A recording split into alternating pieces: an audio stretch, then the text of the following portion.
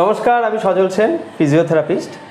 সুস্থ ফিজিওতে আজকে আপনাদেরকে বলবো যে এই ভাই একটা কাজ করতে গিয়ে ওর ডিস্টাল ফিমারটা ফ্র্যাকচার হয়ে যায়, মানে এই জাস্ট হাঁটুর ওপরে, তাই তো ভাই? তোমার নাম? বা আমার নাম ফাহিম মণ্ডল। আমি একটা দোকানে কাজ করতে গিয়ে পাইপ প্লাই পড়ছিল, ভেঙে গেছিলো দিয়ে।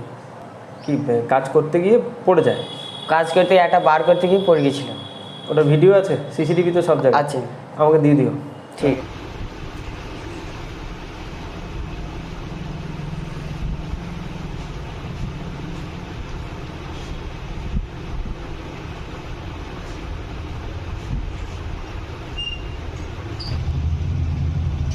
দিয়ে দেবো ভিডিওতে। ওকে, দিয়ে দিয়ে এখানে অপারেশন করতে গিয়েছিলাম। কোন ডাক্তারকে দেখিয়েছো? অনদীপ হালদার। ডক্টর রণদীপ হালদার। আচ্ছা, ডক্টর রণদীপ হালদারকে দেখানোর পর উনি অপারেশন করেন। দিয়ে এখানে পাঠিয়েছিল। আচ্ছা, এখানে ফিজিওথেরাপি করতে একদিন এসেছিলাম। দিয়ে একদিন আসার পর আসিনি, ভেবেছো সোজা জিনিস আর আসবো না, দেখিয়ে দিয়েছি ব্যায়ামগুলো বাড়িতে গিয়ে। দিয়ে তারপর কী হয়েছিল? পা আটকে গিয়েছিল, আবার হাঁটুটা আটকে যায়।